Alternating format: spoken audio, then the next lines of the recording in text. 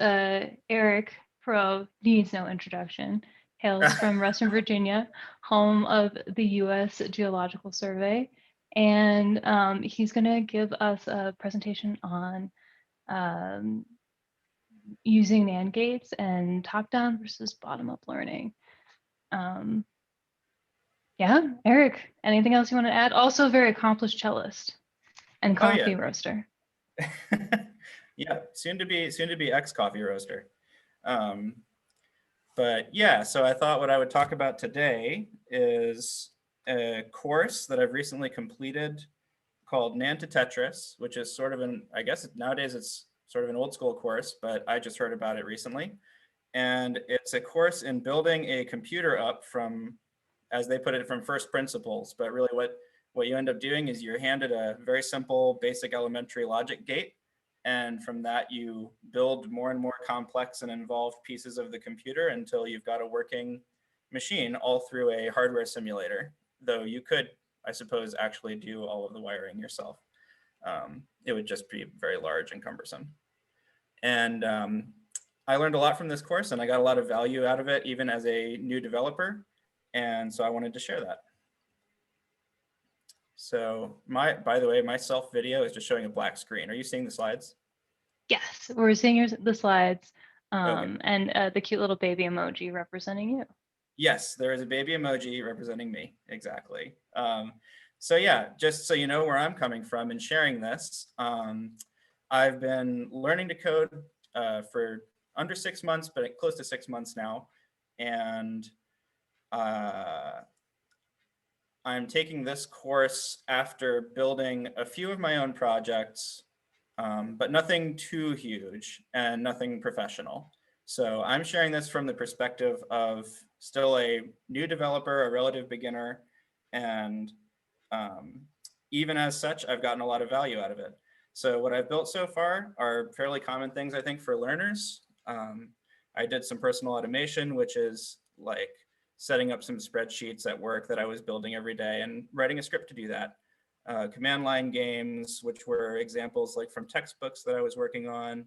I've done some contributions on GitHub to a couple open source projects that were not major new features, but small things, but you know. And then the biggest thing that I've made so far is a chat bot, which is web hosted and reacting to users currently on Discord. So yeah, so I thought I would include a too long didn't read, a TLDR at the front of this, which is that even with this level of experience, tackling some basic computer science was not nearly as insanely abstract and difficult as I thought it would be. And coming out of it, I have found that what I've done so far feels like a great framework for how to approach projects in the future. So the main relevance here, I might need to move the video. Okay. The main relevance here, I think, to a lot of learners will be anyone who's dealt with what people are referring to as tutorial hell, which is I've run into it pretty constantly on the internet. I think anyone learning online probably has, and has probably even written a couple posts like this. Yeah, you get posts from learners saying things like, just to read from the top one, I'm currently working through a JavaScript Udemy course, and I'm pretty far in. I'm understanding all concepts perfectly, 100%. But when it comes to implementing the knowledge I've learned, I seem to have no clue what to do. Any solutions to this? And then a longer one that I won't read verbatim necessarily, but this person has clearly been exposed to a pretty wide range of different concepts of programming, inputs, outputs, variables, functions, lists, arrays, C++, and in Python, and is still in the position where they're making posts like this, where they're asking how to get started on something. Because as you see at the end of that quote, it says, so I always seem to go relearn a Python course learning how to print hello world for the millionth time. Any tips? Sorry if this sounds kind of stupid. But I think we've all been there as far as people who are teaching themselves on the internet. So what's happening is we're approaching the subject top down, and we're following instructions on how to make abstract things do something based on commands that we're giving them, versus learning from the bottom up, where each thing that we use has been built by us before abstracting it away. So that's what I kind of want to tease out in the next few slides. So this course, NAND to Tetris, promises to take you from sort of square one of computers and get up to a working machine where each component along the way, you've put it together yourself, and then you've seen that it works and how it works, and then you can move on from it. So it's in two parts. Part one is covering most of the hardware, and part two is most of the software, building up from that. So in order for the first half, you would learn how to use, given a NAND gate, which I'll talk about in just a minute, you build basic elementary logic gates like AND, or, and not, things that are familiar to anybody who's done a little bit of programming, or symbolic logic or philosophy. Using those things that you've built, starting with just a NAND gate, you build simple binary arithmetic units. So something that can take zeros and ones and combine them. Adding 0 to 1, you get 1. Adding 1 to 1, you get a 0 with a carry, because there's only a 0 or a 1 in each position. And then an arithmetic logic unit. Moving on from there, you use the things that you've made so far, plus something called a flip-flop, which can retain its state from one instant to the next instant. You can build memory registers and a RAM unit. Then you put together a CPU, again, from things that you've put together before. And finally, you combine all of those things to make a working computer chip. And the final part of this half of the course is that by hand, you write an assembler, or by hand or by any language you want, you write an assembler which will take basic assembly language instructions and convert them to binary, which the computer can then run on. So most of this sounded like gobbledygook to me a couple months ago. I went ahead and highlighted what I would have understood before the course, and it's not much. There's a handy visual of the, this is taken from the course directly. There's a handy visual of all of the abstraction that's going on within the computer space. So down below is electrical engineering. Moving up from there, you have logic gates, CPU, computer architecture, things I just talked about. But there's still this whole world up here, and most of us live up above even the high-level languages, where we're thinking of concepts and figuring out how to turn them into computer speak. So a lot of learners will move kind of downward through this progression, and they'll tease apart lower and lower levels. Here's a diagram of the first half of the course, which is building the computer, and how all those concepts connect to one another. And this is the sequence in which you're introduced to them during the course. Oops. So I'd like to sort of just walk you through the very first step of this course without getting too technical about anything, to give an example of what this bottom-up process looks like as you're doing it. And then we can talk about how that's relevant to new developers and self-taught developers approaching projects and figuring out how to create things of their own rather than only following instructions. So you have very basic logical operations like NOT and AND, where a NOT gate will take a 0 input and give you a 1 output, or a 1 input and a 0 output. An AND gate will only give you a 1 output if both of the inputs are 1. If either of the inputs are 0, or if they're both 0, then you get a 0 output. So these are concepts, again, that anyone who's starting to learn programming or logic will run into this stuff. This is a way to visualize it. And there's some very complex diagrams with all of these things showing the ands and the ors and the nots. However, this course starts with a NAND gate, which stands for not and. And as you can see, it's an inversion of the outputs of an AND gate. So you're going to get a 0 out of it if you give it 2 ones, and you get a 1 out of it otherwise. And this is a useful starting point for the course and for computer architecture generally, because you get an inversion out of it if you use the top or the bottom rows. So if you feed it 2 zeros, you get a 1. If you feed it 2 ones, you get a 0. So the first assignment in this course is to try to figure out how to build a NOT gate and an AND gate and this whole set of basic elementary logic units. And you have to think about where you can start given only a NAND gate. And I'm going to show you a couple examples as I did them. These may or may not be great. These are in hardware design language, or hardware description language. So no need to worry about the details, but on the left-hand side at the bottom, this is my implementation of a NOT chip. So this is a chip that is meant to take one input and give you an output, and it's going to invert whatever you give it. You put a 1, you get a 0, you put a 0, you get a 1.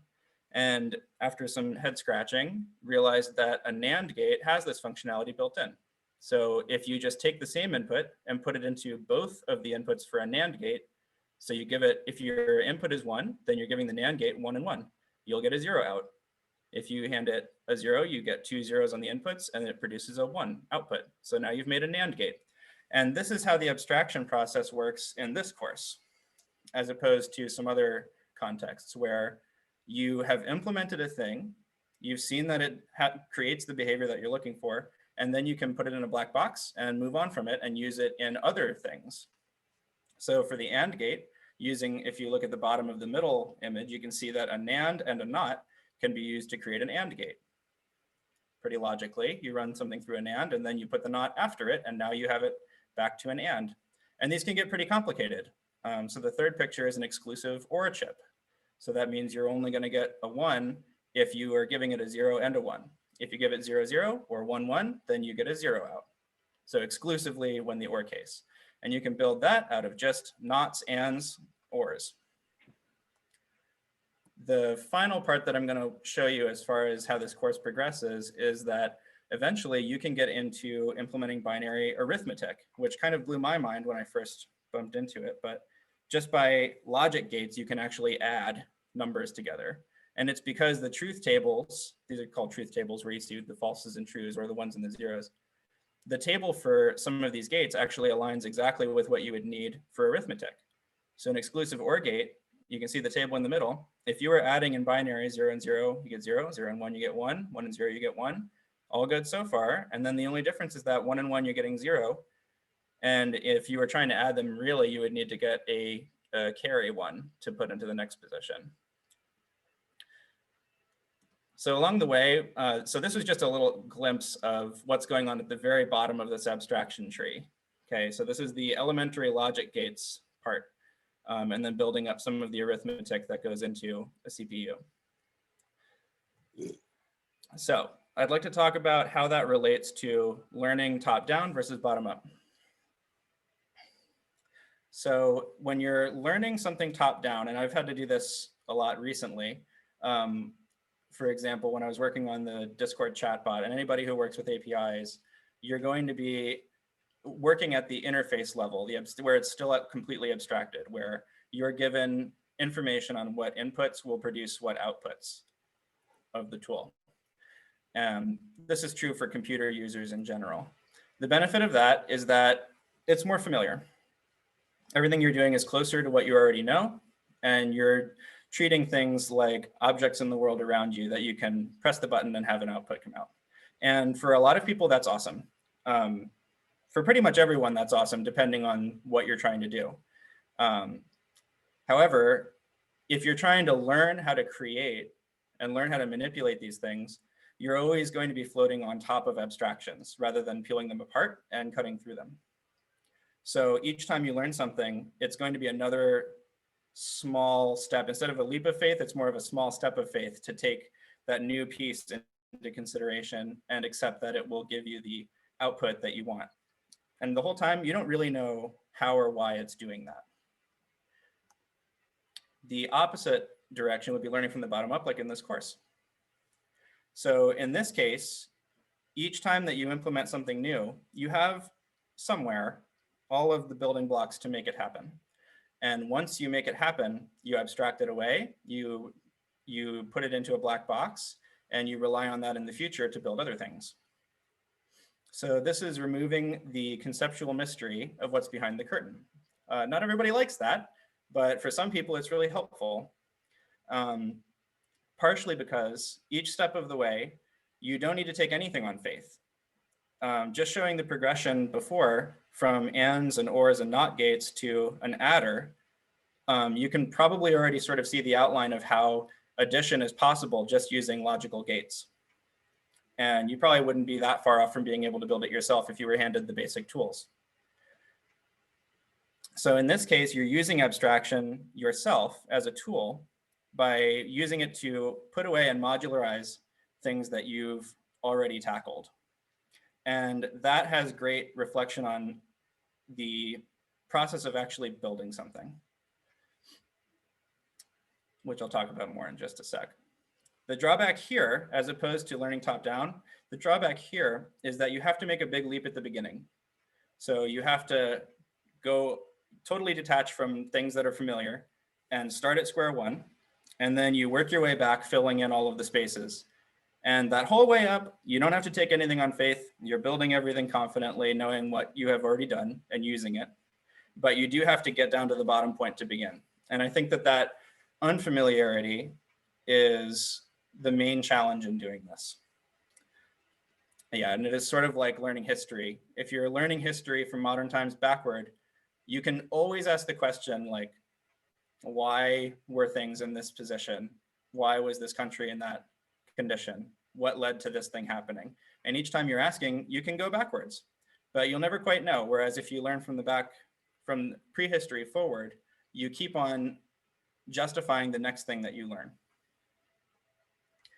So for people in the position of teaching themselves how to code, or new learners in general, the most common and probably best advice is to try to build things, build projects.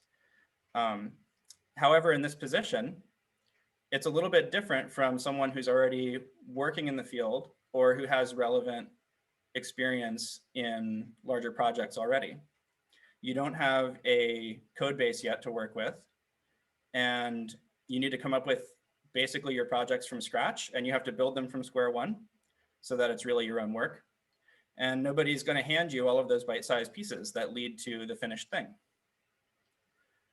So in this Nanta Tetris course, you are put through the actual paces of working your way from the bottom up and seeing how to break down those larger questions into smaller questions. And each time you have a smaller question, you can ask yourself if you already have the tools and the know-how to deal with it. And if you do, then you can try to go ahead and implement it and then abstract it away. If you don't, then you try to break it into smaller and smaller questions. This is the approach in the course. Each assignment, each project starts with a contract describing the outcome that you're going for. So a new programmer, somebody who's trying to learn to code might say, I want to make a snake game, a snake game in the terminal. So you break it into functional pieces where you are describing each of the things that needs to happen to make that outcome. So you need somehow to display things on a screen. You need somehow to take inputs. You need some logic going on in order to deal with those. For each of those pieces, you set up specifications for what you're trying to accomplish with that piece. What are the inputs and outputs? You create some tests to make sure that you're satisfying those. And then you go ahead and build each part, testing it and abstracting it away as you finish. These are basically, if you're building a program like that, it's sort of how you would tackle just writing a method. And then when it's where you need it to be, you can set it aside for the time. So that process of design is going to be basically top down, but the actual process of working on it is bottom up. And so for people who are in a position of feeling like they're in tutorial hell, where they feel unsure how to begin something, unsure how to build past square one, and instead they're turning for advice and finding very top-down instructions. For some people, this might be a good approach to walk you through the actual process from square one to finished product. And then you can apply it to each product each project that you want to tackle going forward. So this is my thank you slide. Thank you, everybody. Thank you for your attention and listening. Thanks, Alex, for inviting me. Shimon Shokin and Noam Nissan for the amazing course, which is freely available. It's on Coursera. It's online. It's on YouTube. Google it if you're interested. It's super cool, and you can do it in the span of like a month or two. And if anybody wants to hook up online, I'm always into it. So there's my GitHub link. Thank you. Oh man, thank you, Eric. That was awesome. Sweet. Sure. I really liked your distinction between top down, bottom up learning. I feel like I often approach things from top down, but I don't remember abstractions as well as the pain of learning some complex detail. So I feel like I'll figure out how to use like GraphQL, put it on my resume, and then when I have to implement a bunch of mutations in GraphQL, I'll be like, oh, I didn't actually know how to do this. Right. Yeah, and Um, that's I have that experience all the time where I'm like jumping on some new like API and I go look up examples and then I basically copy paste and mutate those to what I need. And then when I need to come back to it, it's all gone. does anyone have any questions for Eric?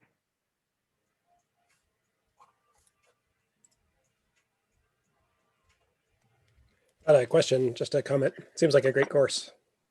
Oh, it is You know, awesome. don't meet many people who have learned all the way through. I feel like that knowledge It's is very really useful. great. And oh yeah, sorry. Yeah, I probably, I wish that I had said more about the fact that most of this stuff, like you're not going to use it directly. And that's the other thing that turns people off from taking a course like that is that it seems pretty obvious that like people don't write assembly language most of the time. Like it's pretty rare. But the main benefit is not necessarily the specifics you're learning. It's that framework that you can continue to plug things into each time that you learn something new. You have an actual understanding of the whole tree and you know where things sit relative to each other. So. Wonder how many developers have experience with logic gates. It's not something I talk about often at work. Yeah, at least and or and not. And yeah, and or and not. Implementing if was weird because you need a static configuration of chips to allow something in one case and something else in another case. And so that took a little while of scratching my head.